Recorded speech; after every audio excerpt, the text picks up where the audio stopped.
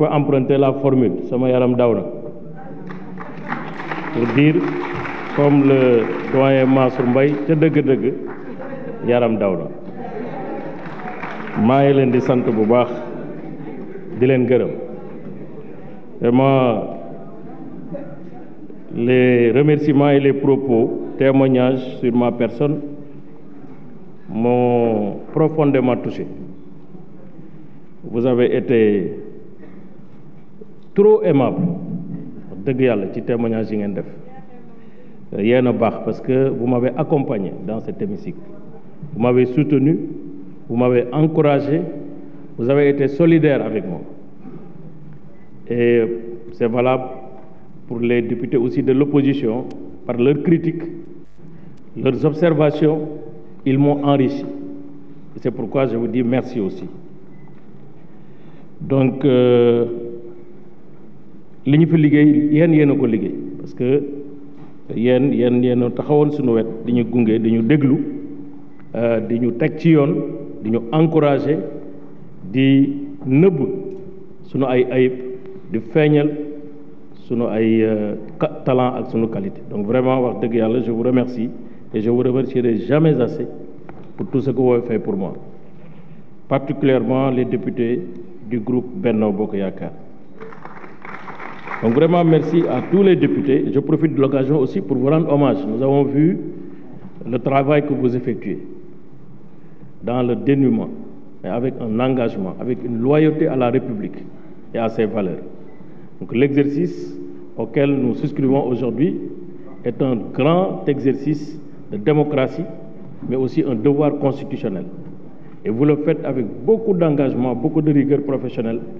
wax dëgg population yi mérite ngeen ñu leen di wooyee les députés du peuple parce que vous êtes là pour représenter le peuple et défendre les intérêts du peuple. Donc vraiment c'est avec beaucoup d'émotion que je prends la parole aujourd'hui devant le président de l'Assemblée nationale et mes chers collègues. Monsieur le Président, je voudrais aussi profiter de l'occasion pour vous redire notre amitié, notre estime et notre considération. Nous saluons le travail que vous faites avec beaucoup d'esprit de discrétion, d'effacement et d'engagement. Qu'Allah subhanahu wa ta'ala vous guide, vous tous, dans la nouvelle mission qui vous est confiée, une mission exaltante, une mission au service de la République, et vous l'accomplissez avec beaucoup d'engagement et beaucoup d'efforts. Nous sommes aujourd'hui en train de voter le budget du ministère des Forces armées. En commission technique, vous m'avez fait l'honneur de ne pas débattre du budget. J'aurais préféré qu'on débatte en commission technique et qu'on ne débatte pas en plénière. Parce que simplement, nous sommes en train de parler et tout le monde nous regarde, tout le monde nous observe. Les amis du Sénégal comme les adversaires potentiels du Sénégal. Parce que le Sénégal a pris la décision de ne pas avoir d'adversaires déclarés, mais d'avoir des intérêts et de durement défendre ses intérêts ici et ailleurs. Donc, et il y a dans ce budget des éléments quand même assez stratégiques, assez importants, qu'on ne doit pas dévoiler. C'est pourquoi il est bon peut-être d'instituer définitivement le débat en commission technique où c'est les ministres qui sont en face des représentants du peuple, débattre de tout et à fond et éviter justement de débattre en plénière parce que simplement souvent les débats en plénière peuvent nous amener sur des terrains et sur des observations qui sont utilisées ailleurs et qui peut être une faiblesse dans notre stratégie de défense et de sécurité. Ce budget, vous l'avez dit, est de 313 milliards de francs CFA. 313 milliards, donc une augmentation de presque 40 milliards de francs CFA, qui témoigne de l'ambition de Monsieur le Président de la République de poursuivre dans l'axe 3 du plan Sénégal émergent, paix, gouvernance et sécurité, le renforcement de nos forces de défense et de sécurité pour leur permettre d'être suffisamment opérationnels pour remplir leur contrat, leur mission, qui est une mission exaltante. Ce n'est pas la peine de revenir sur cette mission, vous l'avez déjà suffisamment vanté, donc vous connaissez très bien ce que nous sommes en train de faire. 14,7% d'augmentation, c'est important. Ce n'est pas suffisant, mais je pense que si on compare les budgets de 2012 jusqu'à aujourd'hui, on peut se rendre compte que nos budgets ont évolué de plus de 250%. C'est-à-dire que les budgets de 2012, aujourd'hui les budgets de 2023 les multiplient par 3. Parce qu'à partir de 2012, le président de la République, chef suprême des armées, a eu une vision très claire de dire nous allons avoir une armée qui représente quelque part le danger qui guette le Sénégal. Et ce danger-là, vous l'avez cité, terrorisme, djihadisme, extrémisme, lutte politique qui peuvent avoir des dérapages sur l'ordre public et le maintien de l'ordre public. Vous avez parlé aussi de beaucoup de risques au niveau de la protection de nos ressources pétrolières et gazières, nos ressources naturelles, donc nos ressources halieutiques aussi.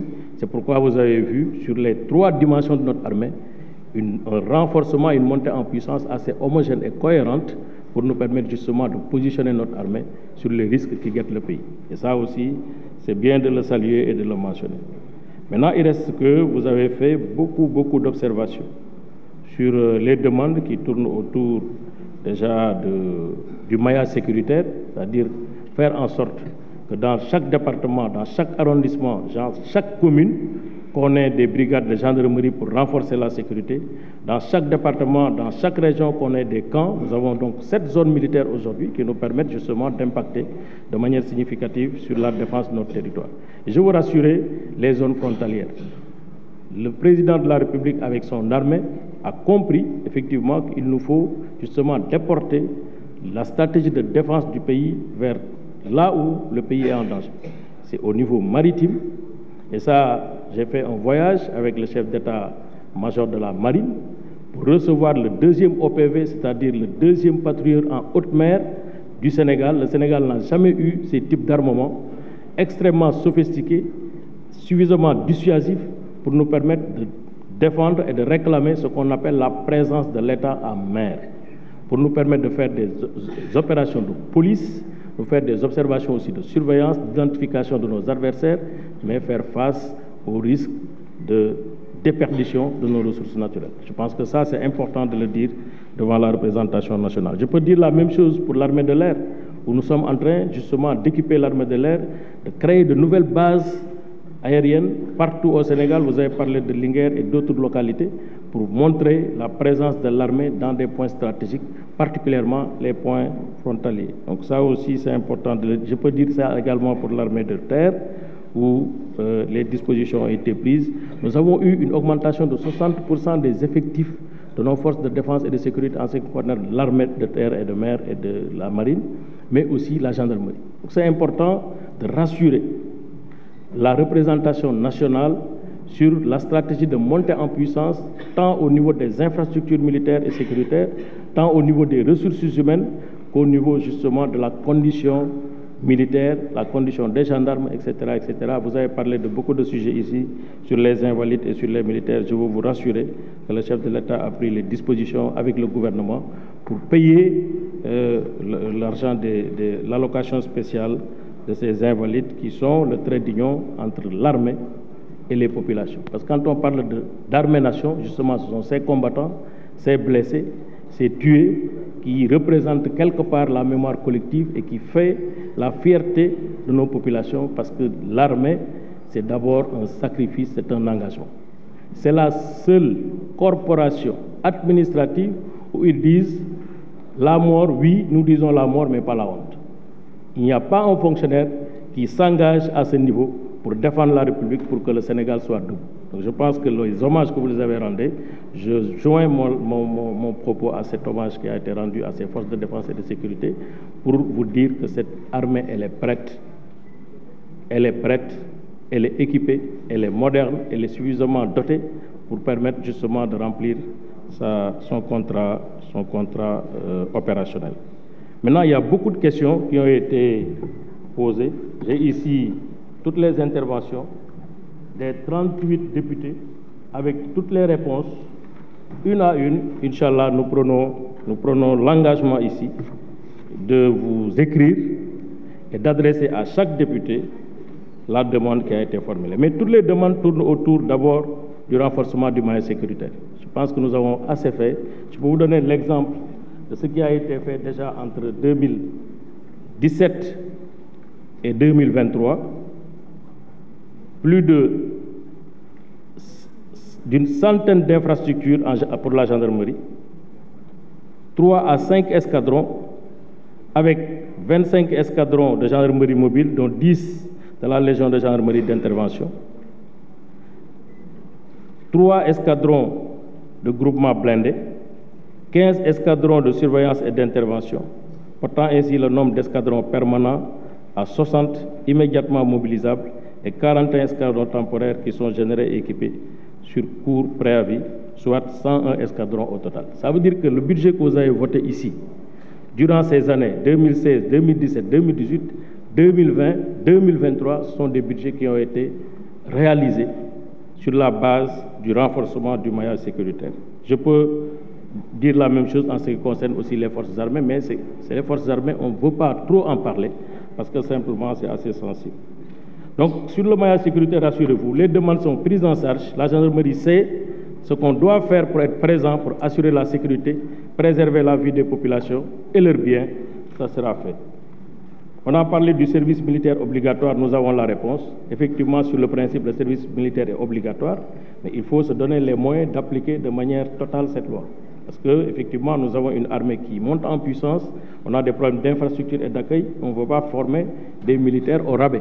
Donc par année, nous n'avons pas moins de 20 000 volontaires qui s'engagent, qui affirment leur volonté de s'engager. Malheureusement, on ne peut pas les retenir tous au niveau des armées. Donc c'est pourquoi, évidemment, la montée en puissance est aussi en effectif. Normalement, à l'horizon 2025, nous devons nous retrouver avec pas moins de 30 000 militaires. Nous sommes en train d'accomplir, nous sommes en train de tout faire pour atteindre ces objectifs, mais on ne peut pas, malheureusement, compte tenu de ce que je viens de dire pour des infrastructures, mais aussi se donner le temps de former nos militaires. Parce que ça aussi, c'est important. L'encadrement durant la formation, durant la durée légale est très important. Donc on ne peut pas prendre 20 000 personnes si on n'a pas les salles de classe, si on n'a pas les enseignants, si on n'a pas les professeurs, si on n'a pas aussi les instructeurs qui sont assez compétents et suffisants pour pouvoir faire le travail. La condition militaire est améliorée, j'ai parlé des invalides et des blessés. Nous pouvons revenir sur cette question avec des précisions très claires. Les invalides, le ministre des Forces armées a déjà fait mobiliser 1,8 milliard sur une demande de 5 milliards. Inch'Allah, il a pris l'engagement de payer au plus tard le 10 décembre. Donc cet engagement, je pense, sera respecté. Les invalides ont été informés et nous sommes en contact permanent avec eux. On a parlé de l'immigration clandestine. L'armée, la gendarmerie, la marine nationale sont en train de faire un travail remarquable pour dissuader. Il se trouve qu'on a 750 km de littoral, avec des points qui changent. Eux aussi, ils adaptent leur stratégie en fonction de la présence de nos forces de défense et de sécurité. Nous sommes en train de travailler. L'OPV que nous avons eu, le Wallo, a fait un travail remarquable pour dissuader, sauver et ramener certains Sénégalais au niveau de nos côtes. Mais ce n'est jamais suffisant parce que simplement nous avons 212 000 km² de superficie maritime et c'est très difficile d'être présent partout et de pouvoir dissuader tout le monde et ramener tout le monde à la maison. Mais rassurez-vous aussi, la gendarmerie, la police, l'armée, à travers la marine, sont en train de faire un travail dans le cadre du CELEC, le Comité international de lutte contre l'immigration clandestine. Les menaces sur la paix, la sécurité, vous en avez parlé. Je pense que la menace terroriste est une menace permanente. Elle est partout. Mais l'État du Sénégal a pris les dispositions à travers les forces de défense et de sécurité pour préserver le Sénégal de cette menace. Et les dispositions seront prises. C'est vrai qu'il n'y a pas de députés salafistes, il n'y a pas de députés terroristes, mais les terroristes sont autour de nous et ils rôdent autour de nous. L'armée et la gendarmerie sont là pour prévenir ces menaces et les éradiquer. Vous avez parlé de cas spécifiques sur des gendarmes qui sont disparus. Je ne vais pas revenir sur cette question parce que simplement, il y a des enquêtes qui sont en cours et Inch'Allah, les dispositions seront prises pour que ces faits soient élucidés. Vous avez parlé de coopération militaire avec la présence des forces armées au Sénégal, les forces françaises. Il faut simplement dire que la politique nationale, la politique sécuritaire et de défense est définie par le chef de l'État, qui est le chef suprême des armées. C'est lui qui définit les axes de coopération. Donc il n'y a pas quelqu'un d'autre qui peut venir au Sénégal pour dire ce qu'on doit faire et ce qu'on doit faire sur ce. Surtout que ce n'est pas des questions politiques, c'est des questions de dimension internationale. Les menaces qui guettent les pays, ce n'est pas des menaces qui guettent un seul pays. Donc les bouleversements géopolitiques et géostratégiques sont partout. Et donc le Sénégal se donne les moyens de pouvoir faire face avec ses partenaires habituels, dont la France, et nous assumons cette coopération avec la France. Formation militaire, vous l'avez dit, l'exemple du Britannique militaire que nous saluons. Évidemment, nous prendrons toutes les dispositions pour que cette école d'excellence dans l'armée reste une école d'excellence et de qualité. L'étendre, c'est une possibilité. Donc, nous allons essayer de voir comment faire en sorte peut-être d'augmenter les effectifs et d'augmenter les niveaux d'encadrement. C'est mieux que d'étendre parce que quand même la qualité se fait rare. Donc, il faut aussi se donner les moyens, comme j'ai l'habitude de le dire, d'avoir une formation de qualité. Vous avez parlé de l'implication de l'armée dans la santé, ce que nous tous nous saluons. 80% des services qui sont donnés par les établissements de santé militaires sont donnés aux populations civiles et pas aux militaires. Donc le service de la santé militaire est beaucoup plus fourni, offert aux populations qu'aux forces de défense et de sécurité. Donc ça aussi c'est à saluer. Nous allons amplifier cela pour nous permettre justement de faire correspondre le concept armée-nation à la réalité. Je peux dire aussi la même chose avec le génie militaire qui fait un excellent travail.